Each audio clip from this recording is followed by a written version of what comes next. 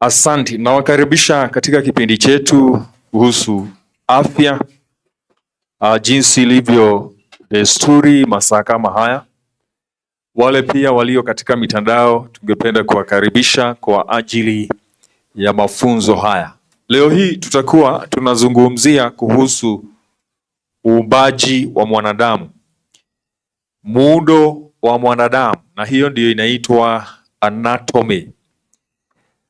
Kwa lugha ya kisayansi tutakuwa tunaangalia sheria katika uumbaji wa mwanadamu, na kwa hivyo tunajua ya kwamba sisi tunaamini katika uumbaji wa Mungu, kwamba Mungu ndiye aliviumba vyote. Hatuamini katika dhana ya mchipuko, na kwa hivyo katika imani hii yetu tumetoka kwa Mungu kwa sababu yeye ndiye aliyetuumba.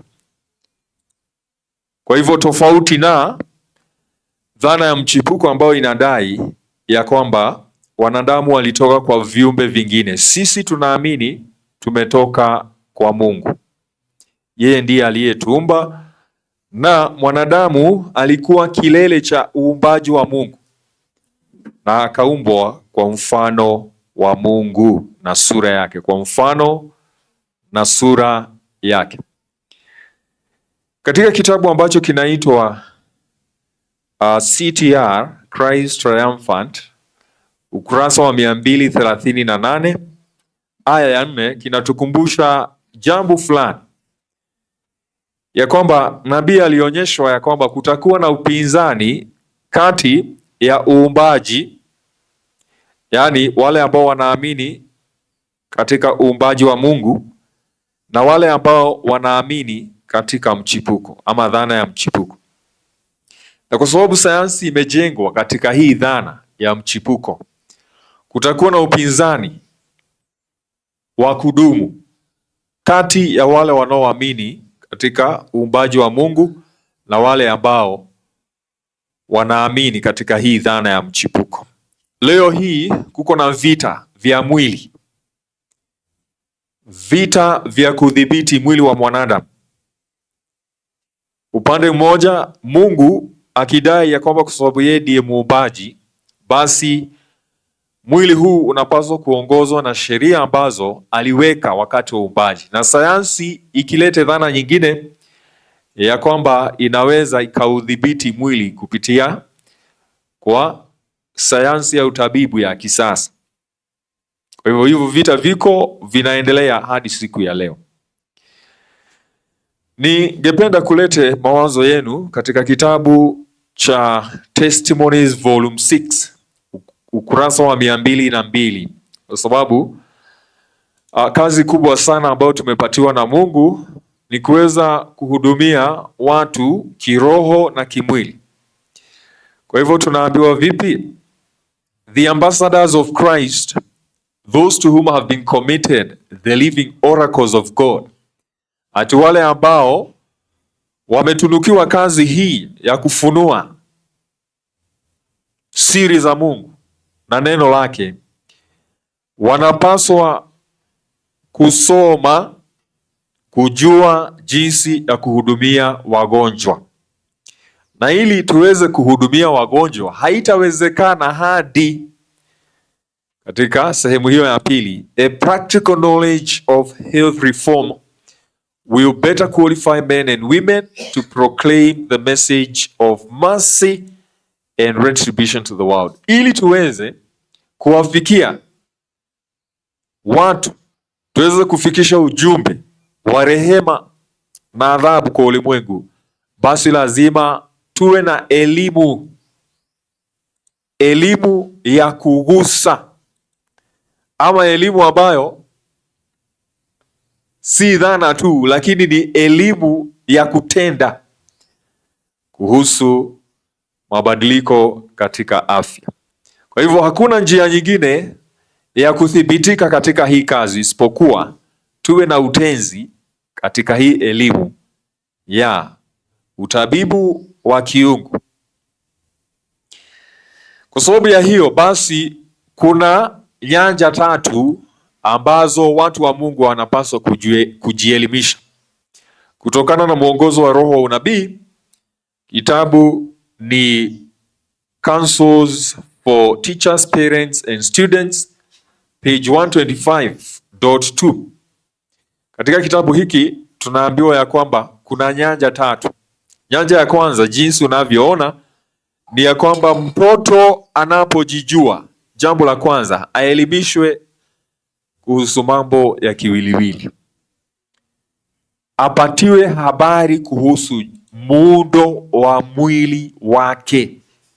Ajue tunaposema sikio, sikio liko wapi, linafanya kazi gani? Tunaposema mguu, uko wapi? Tukitaja figo, iko upande gani?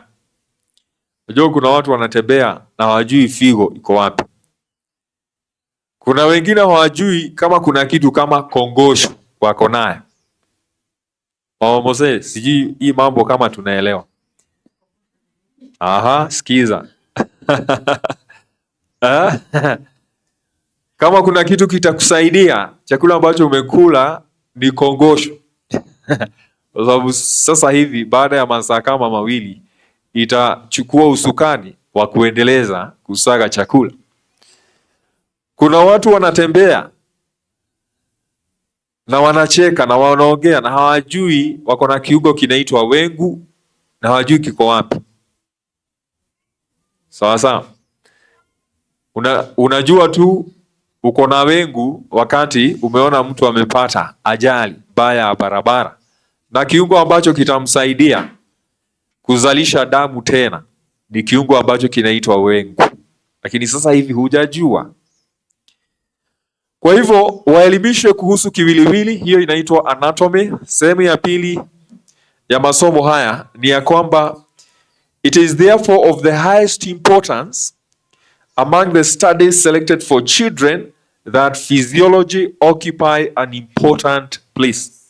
Kwa hivyo sehemu nyingine ya elimu hii ni wafunzwe jinsi mwili unavyofanya kazi. Hiyo ndio physiology, utendakazi katika viungo vya mwili. Wafunzwe, na nitawaambia vile anatomy, physiology inashikana. Alafu kitu cha tatu ni ya kwamba all children should study it and then parents should see to it that practical hygiene is added. Kwa hivyo kipengele cha tatu cha elimu hii ni usafi. Usafi. Unaweza sikia usafi ukapita tu kwa sababu hujajua umuhimu wa usafi katika mwili huu. Maintenance ambayo Mungu ametoa ya mwili huu ni kitu kinaitwa usafi. Ninamaanisha nini? Ninamaanisha mwili unapaswa kuwa safi ndani na nje. Mwili usipokuwa safi ndani, utapata asma, utapata kisukari, utapata hypertension, utapata saratani, utapata arthritis, magonjwa ya kila aina itakupata kwa sababu ya ukosefu wa mwili. Kwa sababu mwili huu ni mpana na uko na kazi nyingi, na katika kutenda hizo kazi huchafuka. Ukitaka kuharibu gari kama ile kwa haraka, kosa kuipatia kitu kinaitwa maintenance. Unaweza ukaishi na mashine miaka yote, bora tu uhakikishe umeipatia kitu tunaita maintenance. Kwa hivyo mwili unahitaji usafi wa ndani kwa ndani. Pia mwili unahitaji usafi nje. Kwa hivyo lazima udumishe mazingira ya nje ya mwili yakiwa safi, yakiwemo mazingira ambamo unaishi. Nyumba yako iwe safi, boma lako liwe safi, nguo zako ziwe safi, na utajiepusha na magonjwa yote. Amini usiamini, magonjwa yote yanaletwa na ukosefu wa usafi. Magonjwa yote. Taja ugonjwa wowote ambao hauletwi na usafi, uniambie ni ugonjwa gani? Sawa sawa. Kwa hivyo hata tunapoongea kuhusu zile sheria za afya, sheria hizo zote ni za maintenance ya usafi. Zote. Kama ni kulala, unataka kulala ili uhakikishe mwili umetumia huo wakati wa kulala kuondoa uchafu. Kwa hivyo hizo sheria zote zinawezesha mwili kudumisha usafi na kuhakikisha usafi, kwa sababu viungo vyako vya kusafisha mwili kama havipumziki, kama havipati maji ya kutosha, kama havipati jua la kutosha, kama hufanyi mazoezi usafishe mwili, basi inamaanisha jambo hili hujazingatia. Kwa hivyo kuna sehemu tatu ambazo zinapaswa kusomeshwa watoto, na umesoma hapa ya kwamba atakapoanza kufikiria. Ni wakati gani mtoto anaanza kufikiria? Unafikiria huo ni wakati gani? The first dawn of reason. Ni wakati gani huo, kina mama? Nyinyi, ni wakati gani mtoto anaanza kufikiria yani? Unaona ule wakati wanaanza kuuliza maswali. Maswali mengi. Aanze kufunzwa, hili ni sikio, hili ni jicho. Miaka 3, asante. Kwa hivyo wafunzwe. Kwa hivyo hizo ni nyanja 3 ambazo watoto wanapaswa kufunzwa kwazo. Mambo ya usafi ni ya muhimu sana. Wafunzwe kufua nguo, wafunzwe kutunza miili yao ikiwa safi, wafunzwe kukata kucha, wafunzwe mtu akishakula anaosha sahani, wafunzwe ya kwamba mahali ambako ameketi kama kuko na uchafu asafishe. Sawa sawa. Physiology and hygiene. So therefore it is the Lord's requirement that everyone who would have the restoring, healing influence of Christ upon his human tabernacle must have a knowledge of his physical structure. Kwa hivyo unataka kuhisi ya kwamba Kristo yuko karibu nawe katika kiwiliwili chako, yani hiyo inaitwa hekalu la kimwili. Ungependa kuhisi ya kwamba Kristo anafanya kazi ndani yako, anatunza afya yako na anarejesha uzima, basi lazima uelewe masuala ya anatomy, physical structure.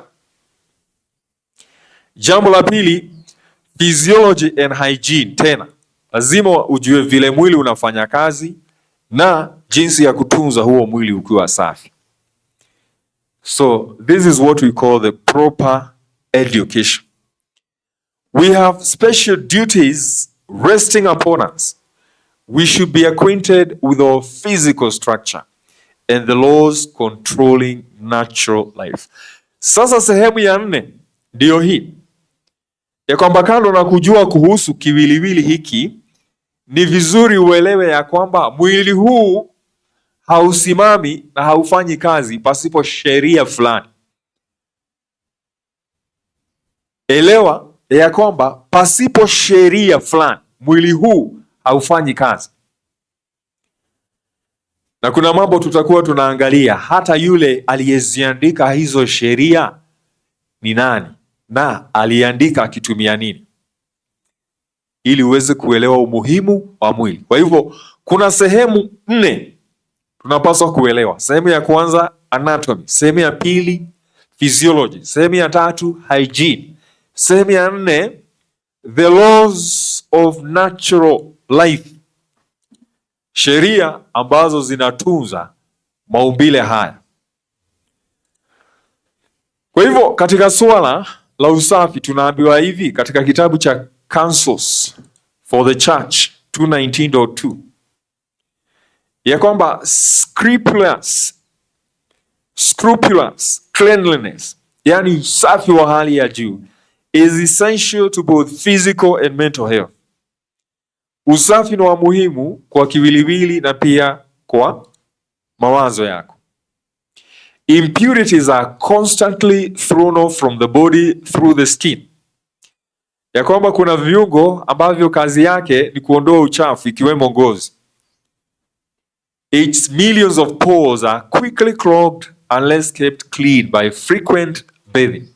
Kwa hivyo inamhitaji kila mtu aoge kila siku ili kuondoa uchafu huo ambao unatengenezwa ndani ya mwili, kwa sababu mwili huu ni mpana na ni mkubwa na tena uko na kazi nyingi, na kwa hivyo huondoa uchafu na ambao mwingine utatolewa kupitia kwa ngozi, mwingine utatolewa katika viungo vingine ambavyo kazi yake ni kutoa uchafu, kama njia ya choo, kama figo kupitia kwa mkojo, kama mapafu kupitia kwa pua ama mdomo, unatoa uchafu.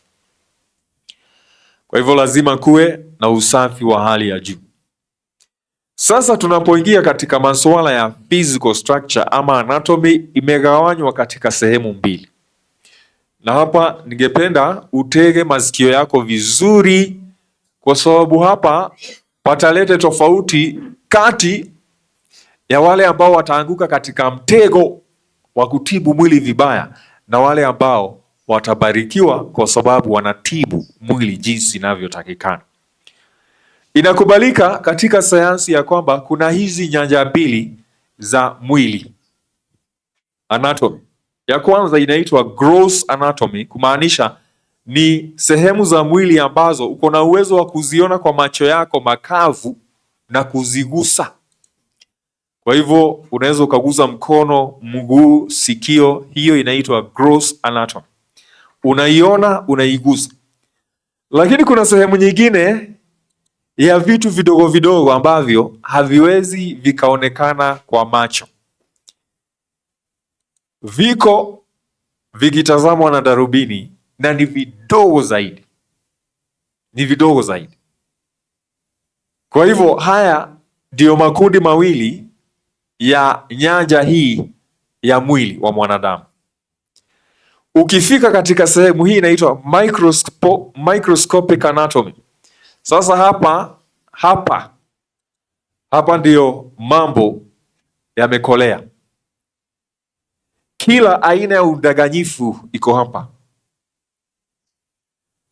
kwa sababu huoni, basi unaweza ukaambiwa ripoti yoyote kuhusu kile ambacho hujaona. Lakini leo hii tunataka kufichua hizo siri zote, Mungu akituwezesha. Na tutaweza kuzifichua namna gani? Kwa kuangalia maandiko. Kwa hivyo unaposoma kitabu cha Mwanzo 2:7, neno la Mungu linasema, hili andiko unaweza ukalisoma ukalipita ukafikiria kwamba liko na maneno mawili matatu hivi, na unapoondoka hapo unasahau ya kwamba kumbe Mungu ameficha elimu kubwa zaidi kuhusu mwili huu wetu katika kitabu cha Mwanzo 2:7. Inasema Mwalimu, soma na usisahau kusongeza nini? Bwana Mungu akamfanya mtu kwa mafumbi ya ardhi. Twende. Akampulizia puani pumzi ya uhai. Mtu akawa nafsi hai. Asante mwalimu. Kwa hivyo Bwana Mungu akamfanya mwanadamu kutoka kwa mavumbi ya ardhi, alafu akapulizia pumzi ya uhai katika nini? Katika pua lake, na mwanadamu akawa nafsi hai. Sasa kuna mambo nataka uelewe hapa, ya kwamba kuna awamu mbili katika uumbaji wa mwanadamu. Awamu ya kwanza ni kitu ambacho tunaweza tukaita kwa Kiingereza solid anatomy, yaani mwili unaweza kuguswa, mwili ambao hautiririki, muundo ambao umelala hapo chini, lakini muundo huu hauna uzima na hauna uhai. Solid anatomy. Nataka uelewe ya kwamba mwili huu haukuwa unatiririka vitu viowevu kama damu na majimaji, asidi na enzymes za kusaga vyakula na machozi na spinal fluid na mkojo na vitu vingine havikuwa vinatiririka, na tena hewa haikuwa inatiririka katika kiwiliwili hiki. Ndio sababu tunasema ya kwamba awamu ya kwanza ni solid anatomy. Kwa hivyo kitu cha kwanza kuhusu huu mwili, kabla Mungu hajatia ile pumzi ya uhai, ni ya kwamba utaitwa mwili kabla ya pumzi ya uhai, anatomy before the breath of life. Lakini kuna mabadiliko yaliyotokea baada ya pumzi ya uhai kutiliwa hiki kiwiliwili, na hiyo tutaita anatomy after the breath of life. Watu wa Mungu, elewa jambo moja. Mungu alimuumba mwanadamu kutoka mavumbi ya ardhi. Mavumbi ya ardhi. Na kwa hivyo, kama sayansi inataka kung'ang'ana, kama watu wenye hekima wanataka kung'ang'ana kujua mwanadamu, nataka niwahakikishia kwamba mwanadamu ataweza kuelewa tu mavumbi, muundo, kitu ambacho anaweza akagusa, anaweza akakichambua. Lakini kuhusu mwili baada ya pumzi ya uhai, basi hapo ndipo mtihani ulipo. Kwa hivyo nataka ufikirie, je, ni nini kilifanyika baada ya Mungu kutia pumzi ya uhai? Kwa sababu mabadiliko yaliyofanyika baada ya Mungu kutia pumzi ya uhai inaitwa anatomy after the breath of life. Sasa nitawauliza swali. Je, hamuoni ya kwamba kuna mtihani katika kuchambua yaliyofanyika baada ya Mungu kutia pumzi ya uhai? Kwa sababu alichotia kilitoka chini ama kilitoka juu? Je, pumzi ya uhai ilitoka katika mwili wa mwanadamu ama ilitoka chini? Mwili wa Mungu ama ilitoka chini? Mwili wa Mungu. Hamuoni ya kwamba kuna jambo la kuogopa hapo, ya kwamba Mungu ambaye hajulikani na ambaye hatuwezi tukamchambua alitoa kitu ndani yake kikaingia ndani ya mwili. Huoni ya kwamba kitu hicho ni kigumu kukichambua na kukisoma? Ama mnaona ni rahisi kukisoma? Sasa kama yale ambayo ni ya mavumbi ya hii ardhi iko na shida kuyasoma yote, je, na ya kutoka juu? Unakumbuka Yesu Kristo akimwambia Nikodemu, wewe ni mwalimu huku Israeli, sawa sawa? Nimekuambia dunia hii umeshi, nikikwambia kutoka juu utayaweza? Kwa hivyo, kwa sababu shetani hakujua siri ya pumzi ya uhai na mabadiliko yaliyofanyika ambayo nitawafunulia, basi ako na hasira kuharibu awamu ya pili ya uumbaji wa mwanadamu. Na jinsi ya kuharibu awamu ya pili ni kwa kuharibu awamu ya kwanza. Kwa sababu akiharibu kiwiliwili, basi hamna nafasi ya pumzi ya uhai. Na kwa hivyo wakati Daudi anasema ya kwamba umeniumba kwa njia ya ajabu na ya kutisha, tunajua ya kwamba haongei kuhusu mavumbi tu, anaongea kuhusu mabadiliko yaliyokuja baada ya pumzi ya uhai kufanya nini? Kutiwa ndani ya mwili wa mwanadamu. Kwa hivyo nitawatajia mambo yafuatayo ambayo yalionekana punde tu baada ya Mungu kutia pumzi ya uhai. Kwa mara ya kwanza, vitu viowevu vimeanza kutiririka katika mwili wa mwanadamu. Maiti huwa na maji na hewa inayotiririka. Haina hewa. Haina maji. Sawa sawa. Ni nini kinatembea kwa maiti? Mnafikiria ni nini kinatembea? Badala ya mjue ya kwamba maiti haijui chochote na haifanyi chochote. Kuna kitu kinatembea kwa maiti. Na kwa hivyo baada ya Mungu kutia pumzi ya uhai, mtiririko ukaanza. Damu ikaanza kutembea, hewa ikaanza kutembea, majimaji yaliyo katika mwili yakaanza kutembea. Sasa swali ni kwa sababu mtiririko huo ulitokana na pumzi ya uhai. Je, unafikiria tuko na uwezo wa kuchambua hivyo vitu ambavyo vilianza kutiririka? Hatuna. Na nitakwambia kwa nini hatuna uwezo. Sasa elewa hivi ya kwamba mwili wa mwanadamu, sehemu ambayo tunaita histology. Nimerudi nyuma mwalimu. Sehemu ambayo tunaita histology. Nataka ujue ya kwamba kuanzia mahali seli zinaanza, viungo ni maji. Viungo ni nini? Maji. Viungo vinatiririka. Kwa hivyo seli ni maji. Seli ni maji. Ukitaka kutoa seli uisome, umeitenganisha na pumzi ya uhai. Je, utaweza kuisoma? Hapana. Mbona mko na shaka na kile ninawauliza?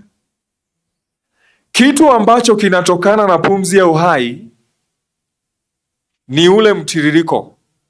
Ukiondoa chembe chembe katika huo mtiririko uisome ikiwa nje, umeitenganisha na pumzi ya uhai. Je, hiyo chembe chembe iko na ile hali iliyokuwa nayo katika mwili? Haina.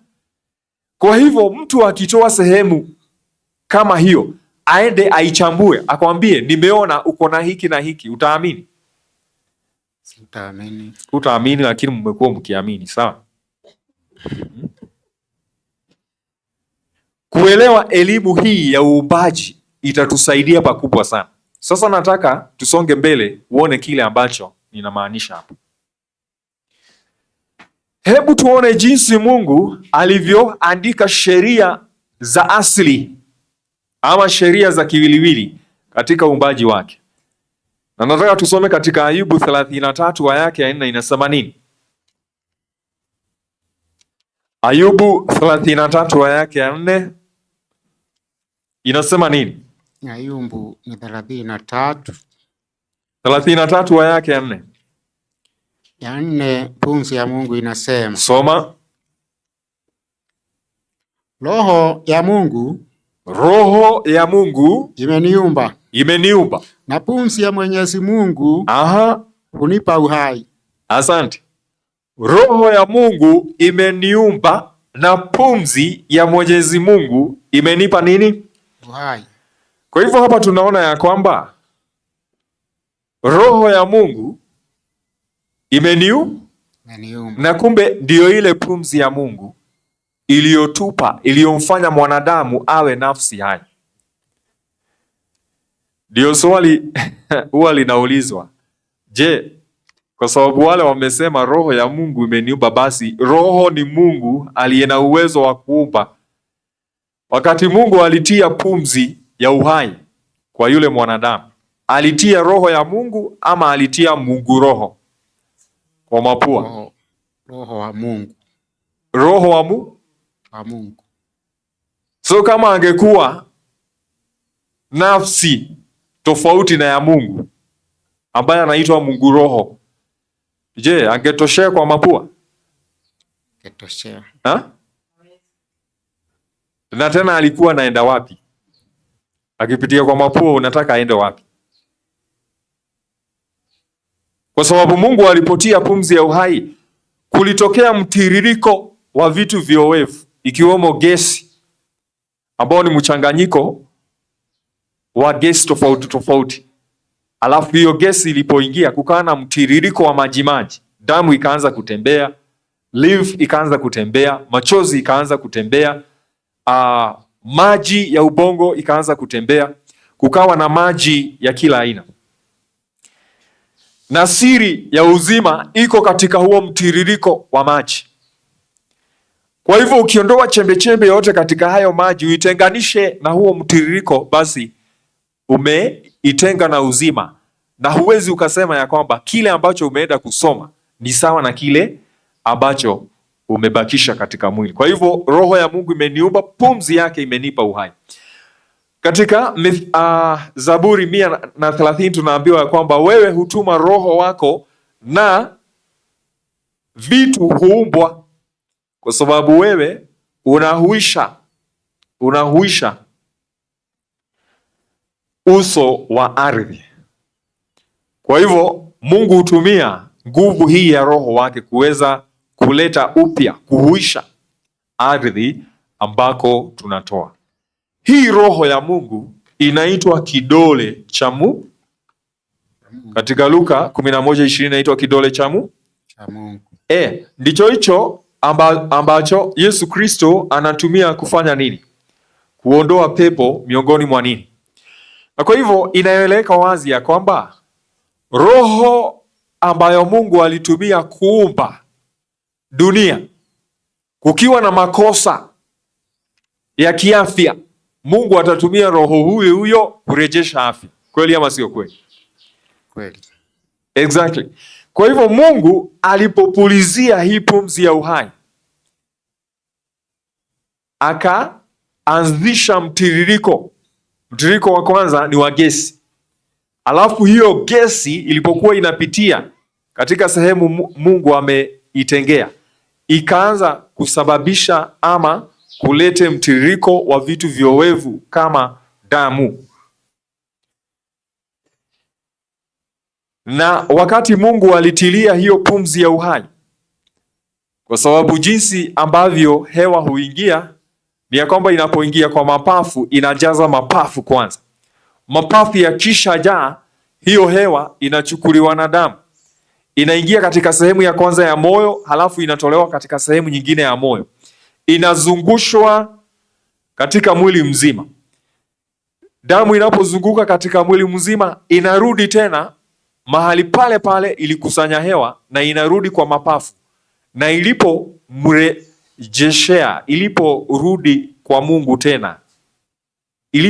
kwa Mungu tena, ikapokea awamu nyingine ya pumzi hiyo.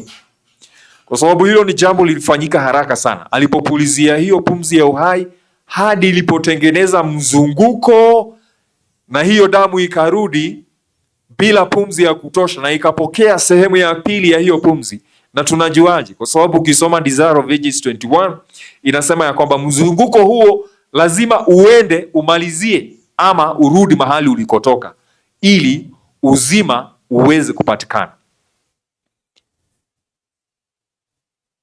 Kwa hivyo wakati hii roho ya Mungu ilikuwa inatembea katika kiwiliwili, kwa sababu kinaitwa kidole cha Mungu, iliandika sheria zote za mwili katika kila kiungo ambacho hiyo roho ilipitia. Kidole hicho ndicho unaposoma katika Kutoka 31:18. Kidole hicho kiliandika zile sheria 10, na kidole hicho ndicho ambacho kiliandika sheria za afya katika mwili wa mwanadamu. Tunajuaje? Ama haya ni mambo ya kujiambia tu? Hebu tusome katika Christ Object Lessons page 348, aya yake ya kwanza. Tunasoma nini? Tunaambiwa transgression of physical law is the transgression of the moral law. Mtu anapovunja sheria za afya, sheria za kiwiliwili, anafananishwa na mtu ambaye amevunja zile sheria 10. For God is truly the author of physical laws as he is the author of the moral law. Aliyeziandika sheria za afya ndiye aliyeziandika sheria 10. His law is written with his own finger. Kidole cha Mungu ni gani? No. Msisahau haraka hivyo. Kidole cha Mungu ni gani? Roho wa Mungu. His law is written with his own finger. Nataka uinue kidole chako hivi.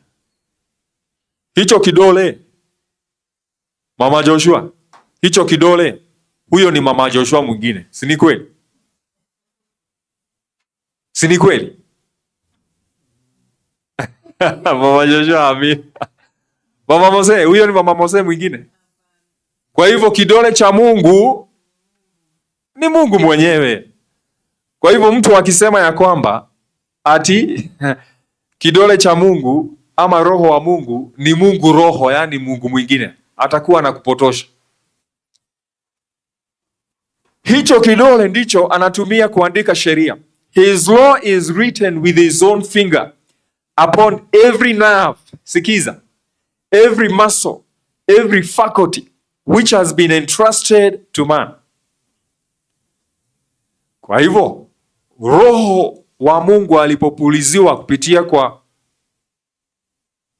pua, mahali popote kuko na uzima katika huo mwili wako. Na unajuaje mahali popote kuko na uzima? Mahali popote damu inafika. Kumeandikwa sheria ya uzima, ya afya ya hicho kiungo. Kwa hivyo ninapofanya hivi, ninapokuja mkono hivi, ninamaanisha ya kwamba mkono wako unapaswa kujipinda, unapaswa kufanya kazi, miguu yako inapaswa kutembea, macho yako yanapaswa kuona vitu ambavyo vinamtukuza Mungu, ngozi yako inapaswa kutoa jasho, mbona zenu hazitoi? Sawa sawa. Miguu yako inapaswa kutembea. Every misuse of any part of our organism is violation of that law. Ni vipi unaweza ukatumia mwili wako vibaya? Kuchapa mtu kofi. Ni vipi unaweza ukatumia mdomo wako vibaya? Kuongea uongo. Ni vipi unaweza ukatumia macho yako vibaya? Kutazama vitu ambavyo havimtukuzi Mungu. Utakuwa unapingana na sheria ambayo imeandikwa na Roho wa Mungu, kwa sababu hiyo sheria ni ya uzima. Unapotazama mambo machafu, unafikiria na kuletea uzima ama kifo? Kifo. Unapotazama mambo machafu, unafikiria mambo hayo yanapelekana na kukuletea uzima ama mauti? Mauti. Ndio sababu nikasema hata hasira hufanya mtu awe na hypertension. Hasira peke yake. Mtu ambaye ako na ukali, mtu ambaye hasamehi, mtu ambaye ako na huzuni, anaharibu mwili wake. Ndio sababu Biblia imesema ya kwamba ni Zaburi 17:22 inaongea kuhusu furaha ni nini? Inafanya nini kwa mifupa? Ni dawa ya nini? Dawa ya mifupa. Ni dawa ya mifupa. Kwa hivyo katika mwili wa mwanadamu kuna kiwiliwili ambacho unaweza ukagusa, lakini kuna sehemu ya roho wa Mungu. Mwili wetu kama unaweza elezewa vizuri, our body is spiritual. Lengo la Mungu katika kuumba huu mwili ni kuufanya uwe a spiritual body, mwili ambao roho wa Mungu anaweza akakaa ndani yake. Hebu tusikie. The physical life is to be carefully preserved and developed, that through humanity divine nature may be revealed in his fullness. Ulijua ya kwamba mwili huo wako, ijapokuwa umetoka katika mavumbi, unapaswa kuonyesha uungu, yani asili ama hulka ya uungu ndani yake. The relation of the physical organism to the spiritual. Sasa sikiza hapa. Ati uhusiano kati ya kiwiliwili hiki kinachoonekana na ule uzima wa roho is one of the most important branches of education. Ya kwamba ni mojawapo ya vitengo muhimu zaidi vya elimu ambavyo tunapaswa tujue. it should receive careful attention at home and in the school. Ati uhusiano kati ya kiwiliwili hiki na roho ya Mungu ama ule uzima wa roho unapaswa kuwa kitengo cha elimu ambacho kinapaswa kufunzwa nyumbani na katika shule. Kwa hivyo katika elimu ya sasa kuna mahali ulifunzwa kuhusu umuhimu wa roho wa Mungu katika afya. Wale ambao mmetembea hospitali, kuna mtu alikuambia kwamba hii kisukari kinatokana na kukosea ama kuenda kinyume cha sheria za roho wa Mungu? Hamna. By the way, uliambiwaje? Uliambiwa hii sukari iko kwenu. Si hivyo? Uliambiwa hii sukari iko kwenu? Ama ukaambiwa hizi ni genes. Ni kwa sababu ya genes zako ndio sababu kuna nini? Lakini hakuna mtu aliyekutajia, na usingojee utajiwe ya kwamba the spiritual life iko na uhusiano na the physical. Kuna mtu atakwambia hivi. Na uhusiano huo uko wapi, watu wa Mungu? Nataka uangalie muundo ule umelala mzima. Wacha nikusomea hapa alafu nikuonyeshe kile na maanisha. All need to become acquainted with their physical structure. Lazima tuelewe kuhusu anatomy and the laws that control natural life. He who remains in willing ignorance of the laws of his physical being and who violates through ignorance is sinning against God. Sikiza ya kwamba lazima kila mtu aelewe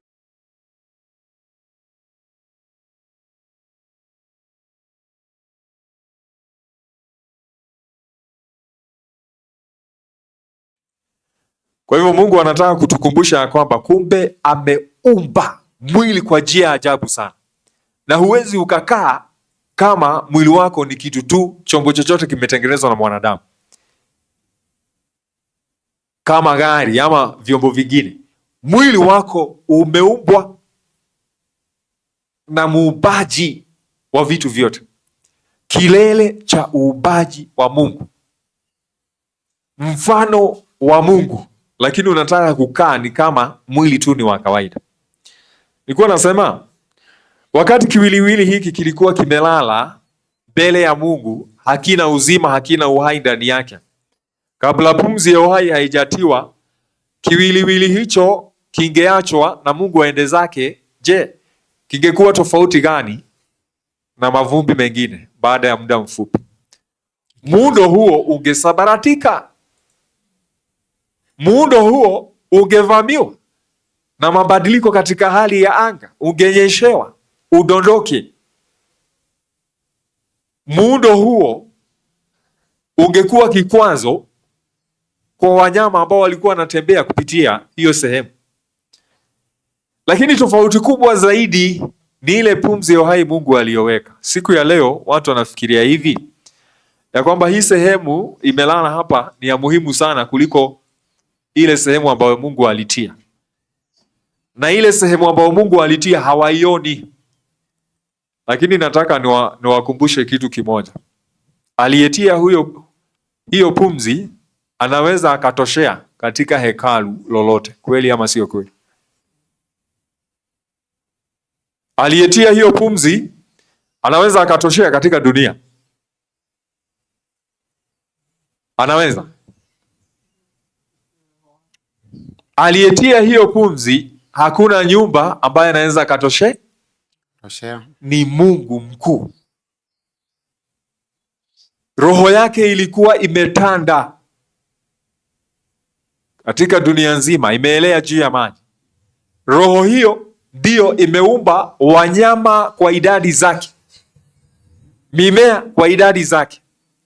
Roho hiyo ilichukuliwa ama Mungu aliitoa akaiweka katika sehemu moja, mwili wa mwanadamu. Alafu tunafikiria kwamba mwili huu ndio mkubwa zaidi kuliko kile ambacho Mungu alitia. So kuna anatomy baada ya pumzi ya uhai ambayo sayansi haielewi, haitawahi elewa, na hiyo tusipofuata sheria ambazo hiyo roho iliandika, hakuna wakati tutapata tiba ya magonjwa ambayo inatusumbua. Huenda ndiyo sababu hakuna ugonjwa ambao mwanadamu ako nao siku ya leo ambao unaweza ukapata tiba yoyote kutoka kwa hospitali, ikiwemo homa. Si tumeanzia na ule ugonjwa rahisi sana. Homa haina dawa. Ama kuna watu wanafikiria homa iko na dawa. Dawa zote ni za kutuliza nini? Dalili. Kumbe siri ndiyo hii ya kwamba wakati tulisahau ya kwamba sehemu ambayo haionekani ndiyo kubwa zaidi, na ndiyo itafanya hiki kiwiliwili kisimame, kianze kusalimia watu, kianze kupiga magoti, kianze kutafuta vyakula. Hicho kitu ambacho kimebaki ndicho kitafanya hiki kiwiliwili kianze kuhubiri.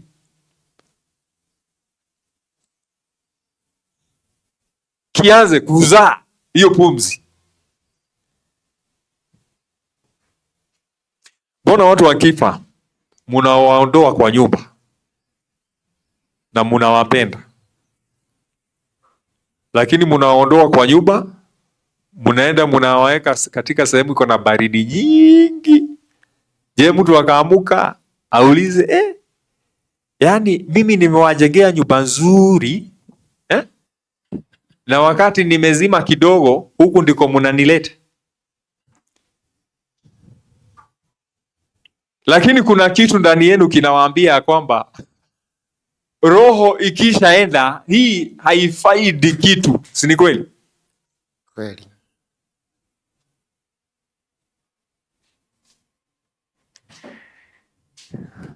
Kwa hivyo tunataka kumaanisha nini? Elimu yote ya sayansi inafika hapa, haiendi zaidi ya pumzi ya uhai. Na nataka kusema ya kwamba baada ya pumzi ya uhai kuna anatomy, kuna mabadiliko ambayo yalikuja makubwa zaidi katika mwili wa mwanadamu, na hiyo hatutatumia elimu ya sayansi kuweza kusoma. Kwa hivyo katika kitabu cha PP 44.3 tunaambiwa mambo yafuatayo. Hii inatukumbusha nini? The genealogy of our race as given by inspiration traces back its origin not to a line of developing germs, mollusks and quadrupeds, but to the great creator. Though formed from the dust, Adam was the son of God. Sikiza haya.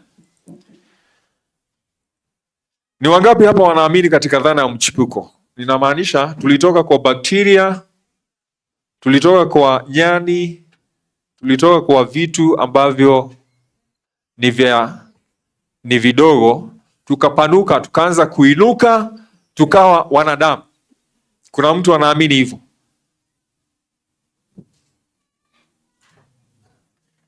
Sisi tuliumbwa na Mungu na kwa hivyo tunaitwa wana wa Mungu. Sababu mumbaji wetu ni Mungu. Muundo wa mwanadamu ameumbwa sio tu at random, sio tu bila mpango, lakini ametengenezwa mfano wa nyumba. Tunajuaje? Nyumba takatifu. Katika kitabu hiki R.H. November 6, 1900. If any man defile the temple of God, him shall God destroy, for the temple of God is holy, which temple ye are. Nyinyi ni watakatifu. You are a spiritual temple. Miili yetu ni spiritual. Kama kuna kitu ambacho sayansi haitawahi kukuambia ni ya kwamba mwili wako ni tunaendeshana. Sayansi haitawahi kukuambia your body is spiritual. Ndio sababu mwili ambao sio spiritual utagongwa na nyundo. Unaposoma Wafalme wa Kwanza 6:7 inasema ya kwamba wakati hekalu lilikuwa linajengwa hakukusikika mlio wa nyundo ama misumari. Mungu amekusudia umalize miaka yako yote hujatumia dawa, hujailazwa hospitali. Inawezekana ama haiwezekani? Ni rahisi sana. Nimekutana na watu hawafuati sheria za afya hata kidogo, lakini kwa sababu wanaishi maisha tu ya kawaida na hawajakutana na ulaji mbaya. Hao watu wamekuja kwa hospitali wakiwa wazee mara ya kwanza, na wamekuja kufa. Karibu ndugu, usikize pamoja nasi. Wamekuja kufariki mara ya kwanza, kulazwa katika hospitali, hawajawahi lazwa. Je, ingekuwa rahisi wewe zaidi kuweza kuendesha maisha ambayo hujai kunywa dawa, hujai lazwa katika hospitali? Bora tu uheshimu sheria za afya. So if man defile the temple of God, him shall God destroy. Hivyo ndivyo Mungu anasema. Man is God's workmanship, his masterpiece, created for a high and holy purpose. Imagine, uliumbwa na Mungu kwa njia ya ajabu, kilele cha uumbaji wa Mungu. And on every part of the human tabernacle, God desires to write his law. Ni sehemu gani ya mwili wako ambao haijaandikwa sheria za Mungu za afya ama za uzima? Kila sehemu, every nerve and muscle, every mental and physical endowment is to be kept pure. Njia ya kwanza ya kuingiza magonjwa katika mwili wako ni kuingiza uchafu, ama kusahau ya kwamba unapaswa kuweka kiwiliwili kikiwa safi. Kwa hivyo ni njia gani ambazo unaweza ukachafua mwili wako? Karibisha mawazo mabaya, itachafua mwili. Karibisha picha mbaya, zitachafua mwili. Kosa kuoga, utachafua mwili. Kosa kulala kutosha, unachafua mwili. Kwa hivyo katika kila sehemu ya mwili, Mungu anasema ya kwamba tuweze kutunza usafi. Ninapoangalia mwili wa mwanadamu naona maajabu.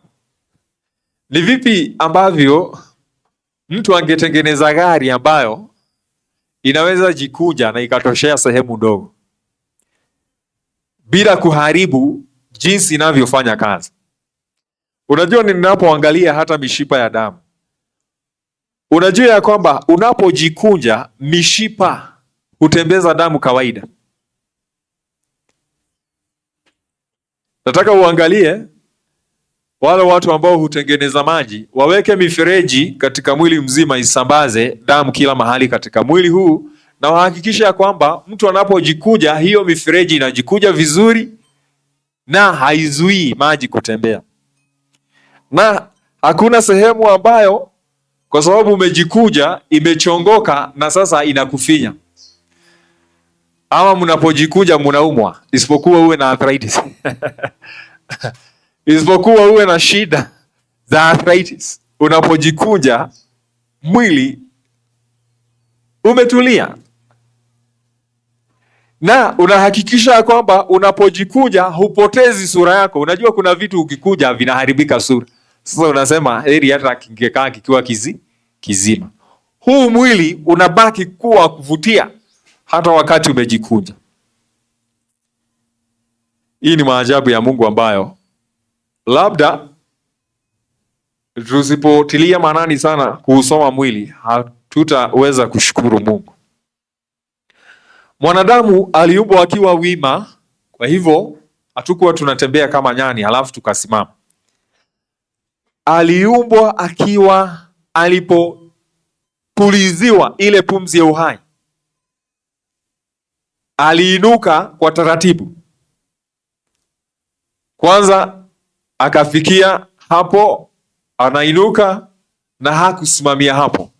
Aliinuka wima. Kilichomfanya ainuke wima ni msingi huu wa mifupa. Kwa hivyo mifupa inafananishwa na vikingi ambavyo vilikuwa vimesimamisha hekalu.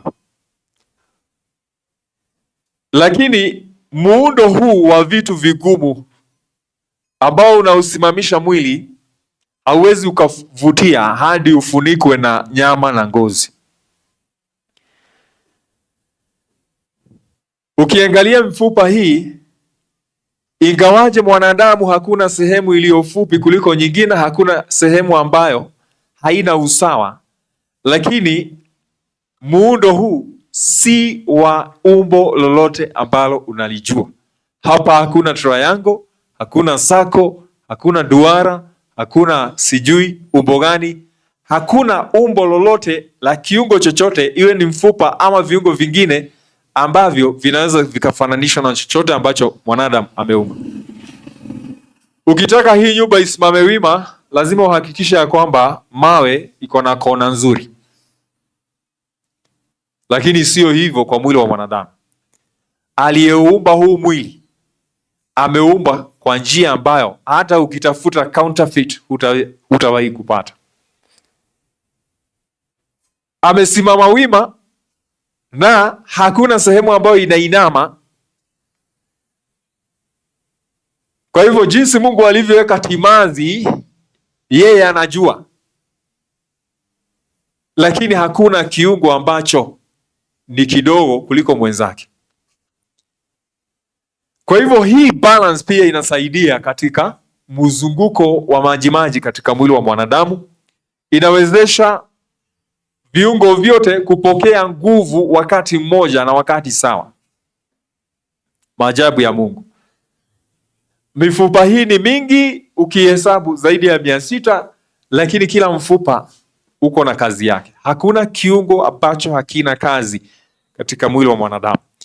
Wanasayansi ndio wanataka tuone ya kwamba kuna viungo ambavyo havina kazi katika mwili wa mwanadamu. Ukiangalia kutoka juu, Mungu ameweka mifupa iliyo juu kuwa ya mviringo. Kwa hivyo mifupa ni ya mviringo upande wa juu, lakini unapoelekea mashinani mifupa imechongoka. Mviringo huu unaonyesha kitu ambacho tunaita ukamilifu wa Mungu, ukamilifu.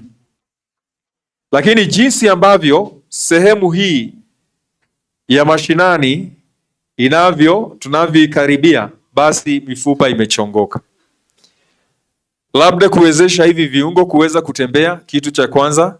Na pili, tunajua muundo wa hekalu pia. Mwanadamu ako na mafungu matatu, fungu la kwanza, la pili na la miguu. Hekalu pia lilikuwa na mafungu matatu. Sehemu takatifu zaidi ndio imezingirwa na mifupa ambayo huwezi ukapata mwanya kwa urahisi. Kuna sehemu ya pili, sehemu takatifu, na kuna sehemu ya nje ambayo ilikuwa inaitwa outer court. Sehemu hizo tatu zinawakilisha hekalu takatifu la Mungu, jinsi mwili ulivyofanywa kuwa hekalu takatifu. Nataka niwaambie siri ya ile pumzi ya uhai kwa mara nyingine.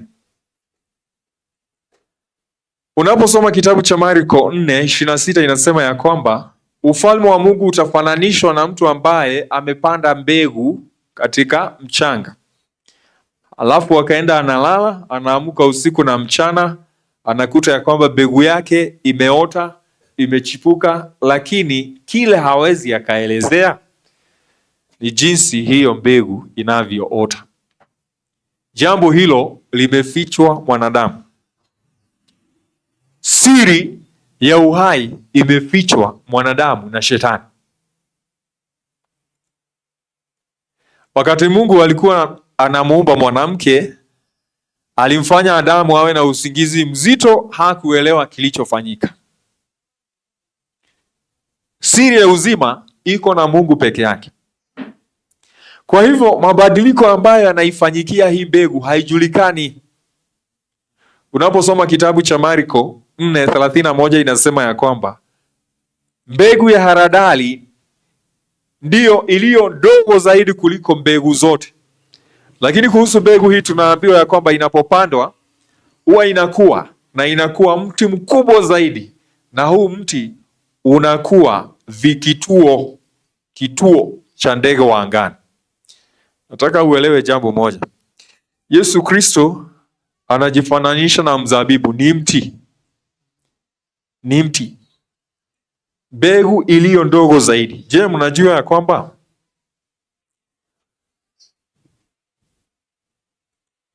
katika seli zote katika mwili wa mwanadamu, mbegu ya uzazi ndio iliyo ndogo zaidi? The sperm cell ndio iliyo ndogo zaidi kuliko seli zote za mwili. Na mbegu hiyo ni ndogo kiasi ya kwamba hata yai la mwanamke ni kubwa mara mamilioni kuliko hiyo mbegu. Mara mamilioni kuliko hiyo mbegu. Lakini katika unyonge wake na katika udogo wake, mbegu hiyo itazaa mfalme, ama itatoa mfalme. Itapitia katika mazingira makali, itakuwa ikionekana ni nyonge, lakini itakapokuwa kubwa ni mti ambao unakuwa kituo, inakuwa mahali pa usalama kwa wanadamu wengine. Na mbegu hiyo pia itakuwa kituo cha watu kukimbilia, akiwemo yule mwanamke ambaye ataolewa na huyo mwanamume atapata hifadhi ama makazi kwa huyo mwanamume. Lakini kuhusu jinsi hiyo mbegu inavyokuwa imefichwa mwanadamu, na hiyo ndio sababu mwanamke anapokuwa mjamzito, wanasayansi hawajui kiungo fulani kilimea usiku ama kilimea mchana, hawajui. Kama kuna sehemu ambayo haichunguziki ni jinsi mtoto anavyokuwa, kwa sababu ukifikiria utachunguza, basi ndiye huyo mama ameamka asubuhi, sasa hivi mtoto anaona, ama mtoto ako na masikio, yani ako na macho, si eti anaona, ako na masikio. Katika wakati ambao haujulikani ulianzaje na ulifikiaje, unasikia mtoto ameanza kucheza. Wamejaribu kutumia ultrasound ili kuchunguza jinsi mtoto anavyokuwa, lakini inasumbua mtoto na inazuia mtoto kukua. Hadi unapoachana na uchunguzi, basi huyo mtoto anaanza kukua salama. Baadhi kuna kina mama hawajui ya kwamba ultrasound ni baya kwa mtoto ambaye anakuwa. Inaweza ikalete kilema katika mtoto. Kwa hivyo hii ni siri. Kabla ya mimba kufikia wiki 8 ni majimaji. Hiyo mimba ni majimaji, mfano wa damu. So haina viungo.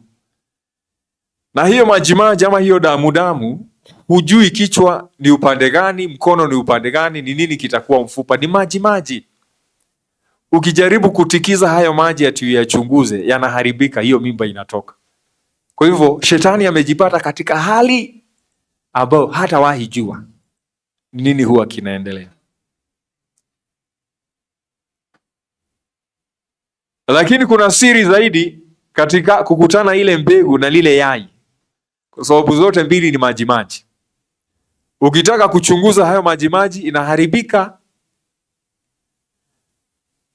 Ukitaka kuchunguza na vyombo inaharibika, inakupotea, na tunabaki katika giza la kutojua, kwa sababu sehemu hiyo ya majimaji ndio ambayo roho ama pumzi ya uhai ilitengeneza. So there are two major branches of anatomy. The first branch inaitwa solid anatomy. The second branch inaitwa fluid anatomy. Wanasayansi, hebu pambaneni na solid anatomy. We kateni hiyo mikono, pasua kichwa, fanya vile unataka kufanya, lakini kuhusu fluid anatomy, heshimu Mungu, unyenyekee, ungoje tu yale ambayo yamefunuliwa. Kama haijafunuliwa, we tosheka. Na huo ndio ukweli. Tatizo kubwa sasa ni ya kwamba dawa zote ambazo zinatumika zina target the fluid anatomy. Na lengo la shetani ni kufuta hizo sheria za Mungu. Kwa hivyo inapofika kuelezea ni vipi mtoto wanakuwa, wanasayansi hawa hapa wameachwa kama wanahabari. Kazi yao ni kuripoti, mkono ndio huu umetokea, sijui kichwa kimefika mahali hapa, sijui mtoto amefika kilo ngapi, lakini wakati hivi viungo viliumbika hawajui. Kwa hivyo kila wakati ni kuripoti. Mtoto akifikisha miezi 6 tunatarajia aanze kucheza sana. Kwa hivyo wakati huo mifupa inaanza kujiumba. Umesikia haya mambo? Fluid anatomy is tricky. Nakwambia hapo tunahitaji kuheshimu tu Mungu. Kama hajafunua tutosheke hivi.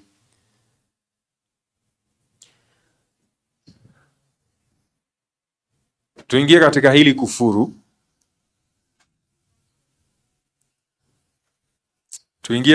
kufuru. Mwalimu, tuko pamoja? Tuko pamoja. Kwa sawa kila kitu. Katika mwezi wa Aprili 25 mwaka wa 1953, wanadamu wawili walileta haya makufuru. Mtu ambaye anaitwa James Watson na Francis Crick wamedai ya kwamba wameweza kutambua na kuona chembe iliyo dogo zaidi katika seli ya mwanadamu, inaitwa DNA.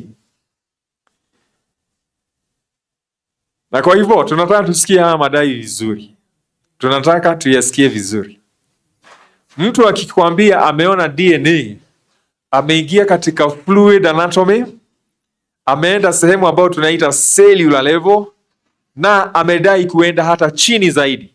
Kutoka kwa seli anaingia ndani ya seli, halafu anaingia ndani zaidi katika nucleus, anaingia ndani zaidi, anapata kitu ambacho kinaita DNA, halafu anadai ya kwamba amegundua DNA. Lakini baada ya kusoma nakala ambayo iliandikwa na James Watson na Francis Crick ya Aprili 25, you can access this one online, 1953, wao walisema ya kwamba hawakuona. Kile walifanya ni hiki. This is their own statement. It has not escaped our notice that the specific pairing, yani jinsi walivyoona hivyo vitu viwili vya DNA, specific pairing, we have postulated ni kudai, sio kuhakikisha. We have postulated immediately suggests a possible copying mechanism. Kuna uwezekano, kuna chembe iliyo na uwezo wa kujiumba ama kujitengeneza. Unajua hapa ni kuchezea kiini cha uzima hapo. Kwa sababu kutoka kwa seli ni fluid anatomy. Ukiingia ndani tena unaharibu zaidi. Fluid anatomy, it is so sensitive. Manake maiti haina mtiririko, haina maji, na kwa hivyo waliingia katika sehemu ambayo tunaweza sema ni takatifu zaidi, na wakadai ati waliweza kuona. Lakini haya yalikuwa maoni. Lakini unajua hadi wa leo sayansi ya madawa, iwe ni madawa ya saratani, madawa ya HIV, madawa ya virusi, madawa ya bakteria, imejengwa katika kudai ya kwamba ati kile ambacho hawa watu wawili walitoa ama walipendekeza ama walisema ni maoni yao basi kwa sayansi umekuwa msingi imara kwa sayansi. Nitakusomea kitu fulani. This concept relied on the hypothesis. Hii ni dhana, sio ukweli.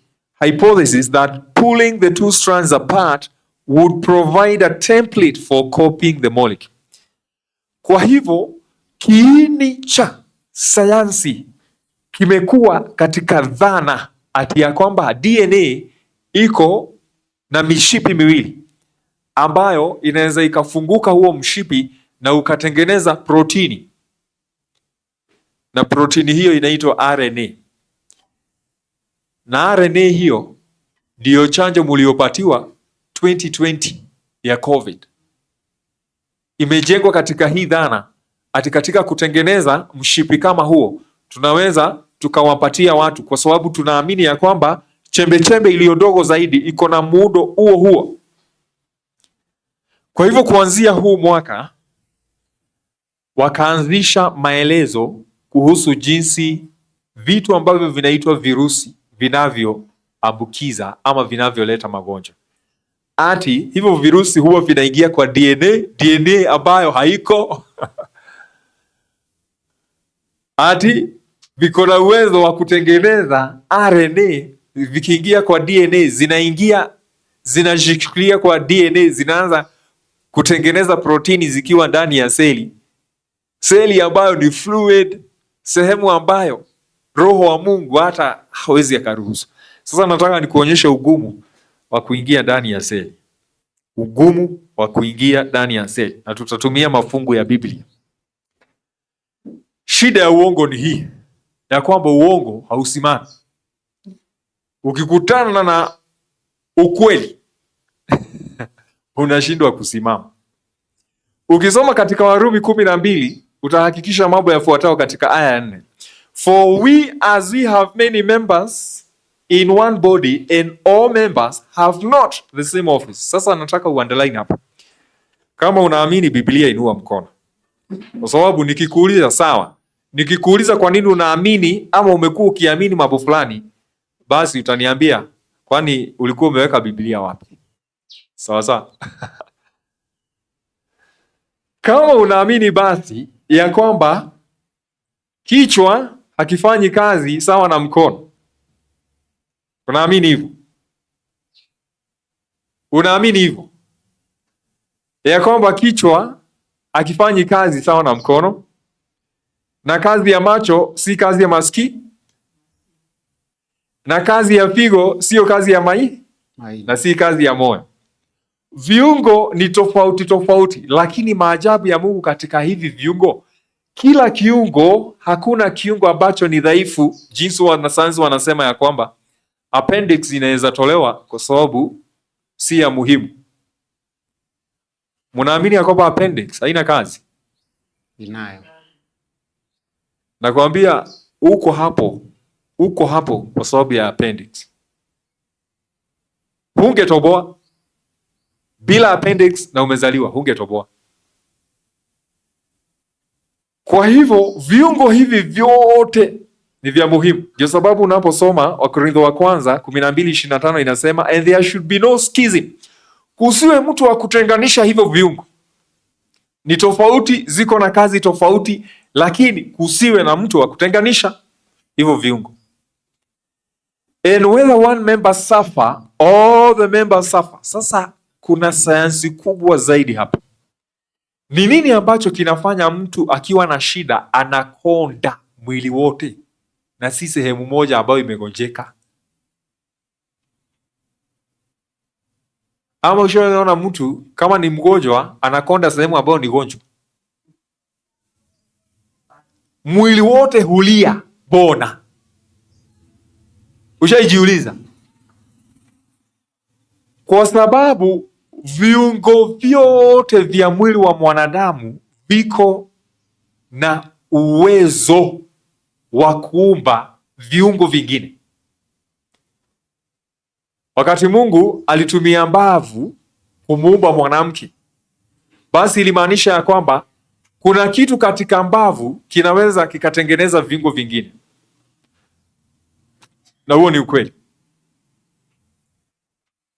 So inamaanisha hivi ya kwamba wakati kiungo kimoja kinaumia, viungo vyote huachilia nguvu zao kwa ajili ya kuokoa kiungo ambacho kinaumia, na hapo ndipo mwili hukonda kwa usawa. Sasa nataka uelewe hivi, huu muundo ulitengenezwa hivi kwa ajili ya kutukumbusha kuhusu kazi ya watu ndani ya kanisa. Tuko na talanta mbalimbali, lakini tutafanya kazi ya Mungu kwa hizo zote talanta, na tunafanikisha kazi ya Mungu ikiwa moja. Sasa ndivyo ilivyo kwa mwili. So nitakuonyesha viungo viko hapa. Utaona ya kwamba mapafu haifanyi kazi kama maini, na maini haifanyi kazi kama matumbo, na ubongo haufanyi kazi kama kibofu cha mkojo, hakifanyi kazi kama figo, hakifanyi kazi kama tumbo, hakifanyi kazi kama moyo. Viungo ni tofauti na viko na kazi tofauti. Sasa kama viungo ni tofauti, nataka uniambie hivi, hapa ndipo swali liko. Hebu nikuulize, this is anatomy. Hivi ndivyo vinavyoonekana. Sasa nikuulize, kitu kidogo zaidi katika huu bongo,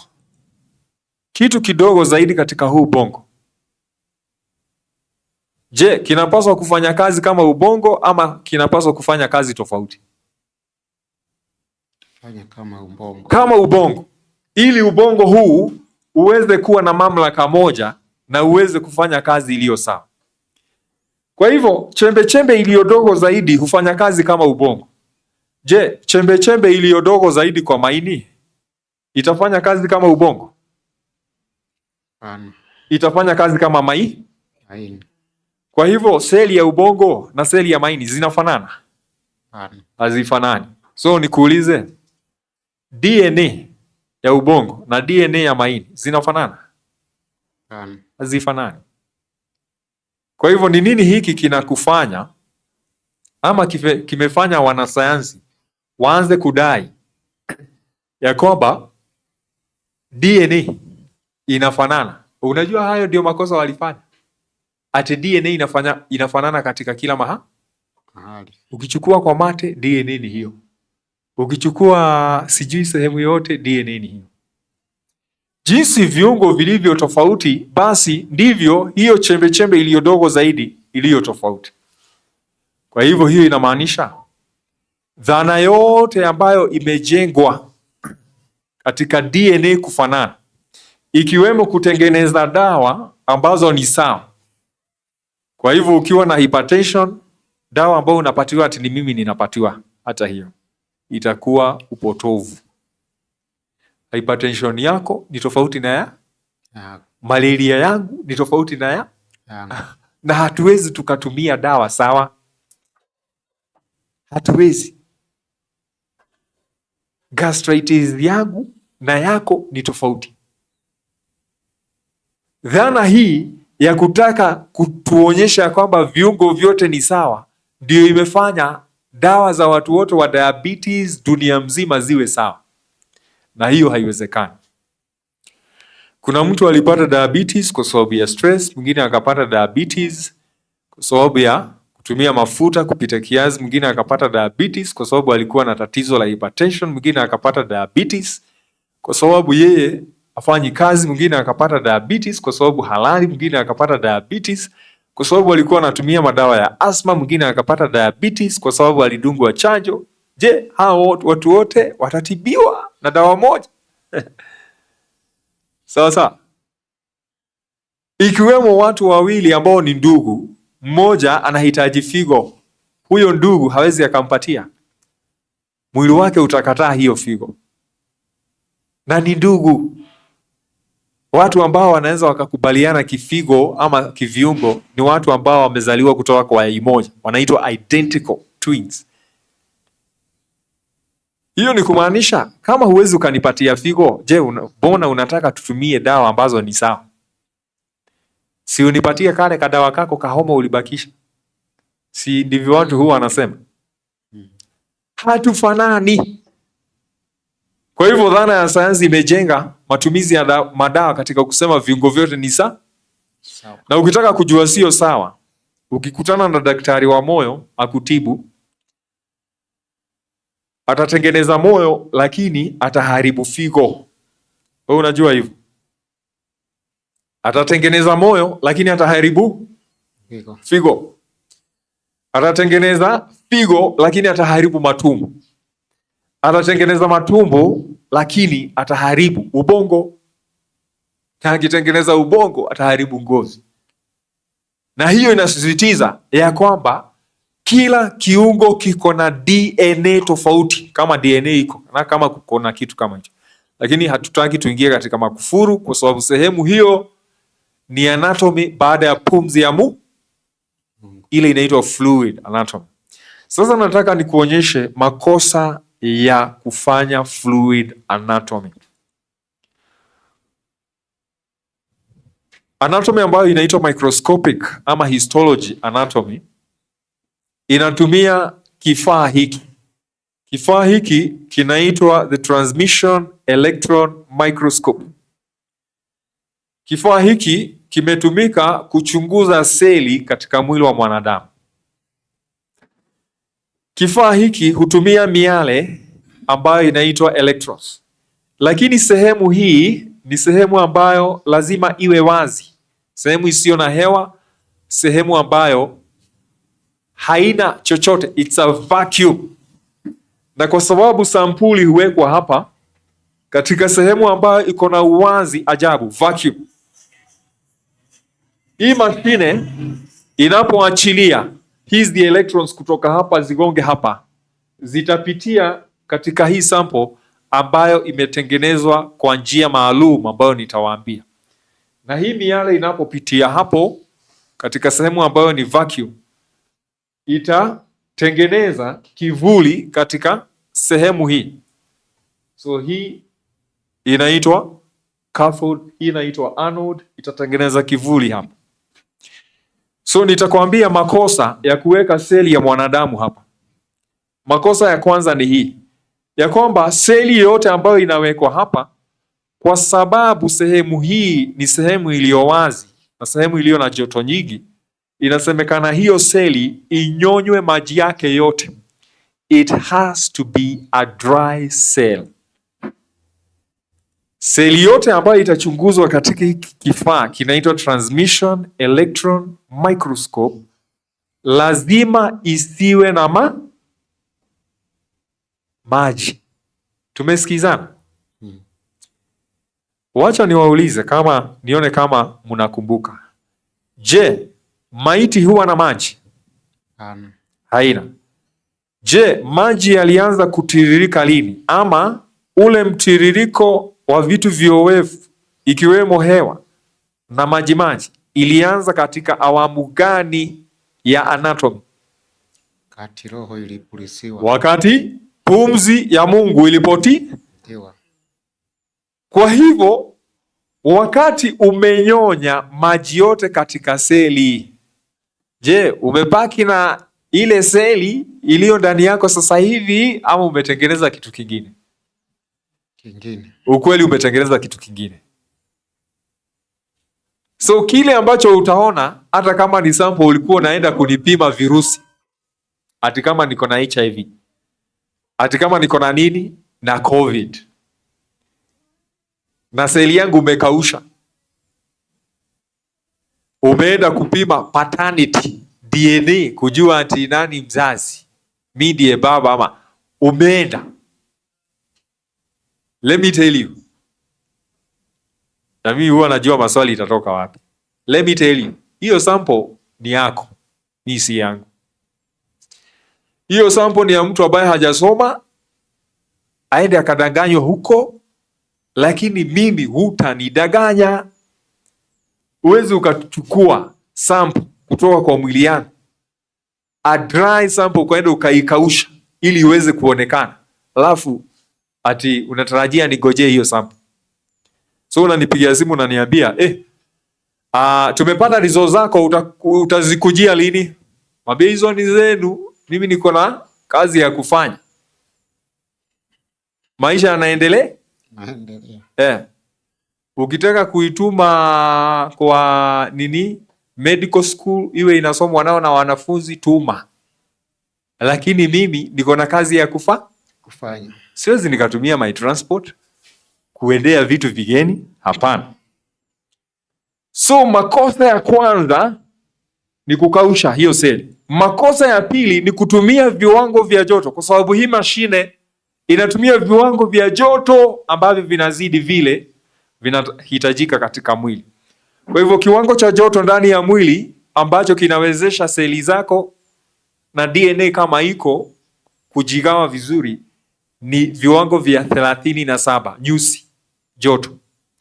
Kiwango cha joto ambacho kinahitajika katika hii mashine na katika kutayarisha ni 60 degrees. Kina mama ambao wamelea watoto, wakati mtoto wako ama ulisikia kuhusu mtoto amefikisha viwango vya joto vya 40, hiyo habari ilikuwa mzuri? Mtoto akifikisha 40 degrees Celsius joto, ako wapi? Hiyo ni hatari ya kifo. Sasa seli yangu umeiweka katika nyuzi ngapi? 60. So this is contrary, incompatible to life. Number 3, micro slicing. Ili uweze kuisoma hiyo seli vizuri, lazima uikatekate hiyo seli katika viwango vidogo zaidi. Viwango vidogo. Kitu ambacho kinatumika kukata hiyo seli ni kidogo kuliko kile kisu cha upasuaji. Mtu akifanywa upasuaji, je,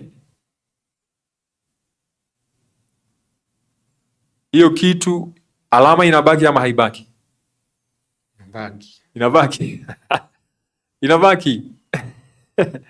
Ukifanywa upasuaji alama inafanya nini? Inabaki. Ijapokuwa huyo mtu alijaribu sana kuhakikisha ya kwamba ngozi inashikana vizuri. Na kwa sababu hiyo, watu wa Mungu, hii seli imekatakatwa vipande vipande. Iko hai kweli? Iko hai. Ukitaka kuelewa kuhusu seli, isome ikiwa zima. Kwa sababu kuikatakata ndi kuitenganisha na uzima. Na kwanza ulitenganisha na uzima ulipoitoa kutoka kwa mwili. Haya, makosa ya 4 ni kufunika hii seli na material ambayo itaweza kupenyeza hizi electrons ama hizi nguvu. Material ambayo inatumika ni gold, ama nyingine inaitwa platinum, ama kuna nyingine inaitwa palladium. Wakati umefunika hiyo seli na hiyo gold, inabadilisha charges zake. Ilipokuwa inashikana na mwili, ilikuwa inaongea lugha ya mwili. Inapofunikwa na chuma yoyote, imechukua muundo wa hiyo chuma. Alafu utanirejeshea matokeo, uniambie, unajua ile sample tulichukua sasa hivi imetoka, inaonyesha ya kwamba we uko na huu aina ya ugonjwa. Nawaambia hiyo, peleka University of Nairobi mkasomee huko. Haya, kitu kingine hatari zaidi ni fixation na staining. Kwa hivyo hizi seli ili ziweze kuonekana vizuri katika hiki kivuli, lazima zitengenezwe na kemikali ambazo zitazibadilisha, kwa sababu ni fluid, ni majimaji, hazionekani. Lazima zirembeshwe na rangi zingine ziweze kuoneka. Na ili ziweze kukaa kwa slide, lazima ziwe fixed. Kwa hivyo watu wa Mungu, mtu akikwambia kwamba ameweza, na by the way, this is the best method ya kuchunguza seli, ya kuchunguza DNA, ya kuchunguza virusi, hii inasemekana. Sasa mtu akikwambia ati anakuletea matokeo kutokana na hii kazi ya ajabu ambayo wamefanya utafiti na mashini kubwa kubwa, utakubali haya matokeo? Sijui kama utakubali, lakini tunajua umekubali. Sasa kuna yale matokeo hata yanakunyima usingizi, yanakunyima amani, na ni matokeo yamepitia katika hii aina ya uchawi, ukarabati. Yamekarabatiwa na unaambiwa ni yako. Maybe let me summarize by saying ya kwamba hakuna seli katika fluid state unaweza ukaichunguza isipokuwa ufanye hiyo seli iwe maiti. Kama imekuwa ngumu kuchunguza mwili wa mwanadamu katika viungo ambavyo vinaonekana wazi, je, unapoingia katika hii awamu ya majimaji, anatomy after the breath of life, utakuwa na ugumu namna gani? Kwa hivyo katika masuala ya anatomy kuna vipengee vinne ambavyo lazima ujue. Kipengee cha kwanza ni ya kwamba muonekano wowote unapotazama mwanadamu, sura inakukumbusha mahali alitoka, ya kwamba yeye ni mwana wa Mungu. Kwa hivyo shetani hapendi watu ambao wako na sura ya watu wa Mungu. Ndio sababu lazima aharibu hiyo anatomy ama kiwiliwili, ili anapoharibu kiwiliwili anajua ya kwamba ataharibu sheria. Kwa hivyo sura inatukumbusha mahali ambako tulitoka, origin. Sura pia inatukumbusha mahali ambako tulitwaliwa kutoka katika mavumbi, identity. Naposoma Mwanzo 5:2 inasema male and female created he them and blessed them and called their name Adam in the day when they were created. Kube Adamu na Hawa waliitwa mwanamume na mwanamke waliitwa Adamu kwa sababu walitoka katika mavu. That is the material ambayo tumeumbwa kutoka kwayo. Kwa hivyo sura yetu ni mavumbi. Kwa hivyo sehemu ambayo wanasayansi wanajigamba ni sehemu ambayo ni mavumbi. Hiki kiwiliwili kimepokea sifa tu, kinaweza kikatembea, kinaweza kikaongea kwa sababu kiko na pumzi ya Mungu. Sehemu ya pili katika sayansi, katika muonekano ama likeness, sura inatukumbusha kuhusu kile ambacho tunaweza tukazaa.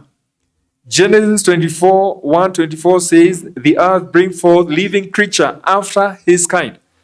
Sisi tunazaa kitu ambacho kinafanana na sisi. Kwa sababu gani? Ili tuonekane tuko na afya, lazima tufanye nini? Tuzae kitu ambacho kinafanana na sisi. Mtu ambaye hana afya hawezi akazaa kitu ambacho kinafanana na yeye. Na hiyo ndio sababu mutation ama mabadiliko yanafanya tushindwe kuzaa. Sayansi inaamini katika mutation, mabadiliko, na wanadai ya kwamba mabadiliko haya yanafanya viumbe viwe na nguvu zaidi. Huo ni uongo, kwa sababu sayansi ya kweli inasema kama we huna afya huwezi ukazaa kitu ambacho kiko na afya. Alafu kitu cha 4 ni ya kwamba sura hii inatukumbusha kuhusu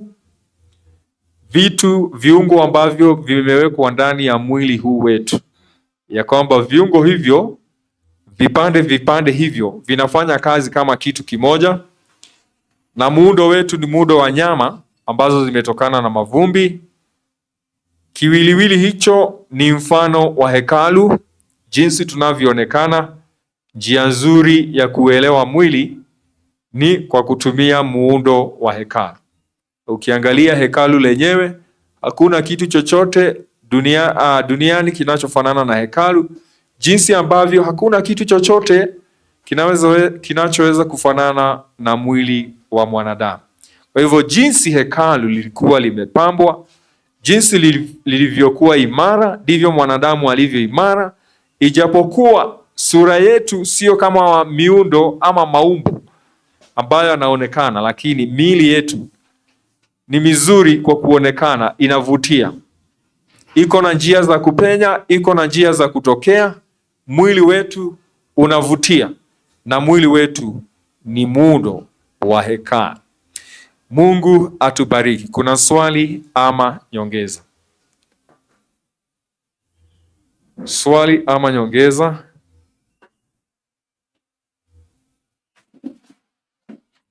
Yes, mwalimu. Naweza.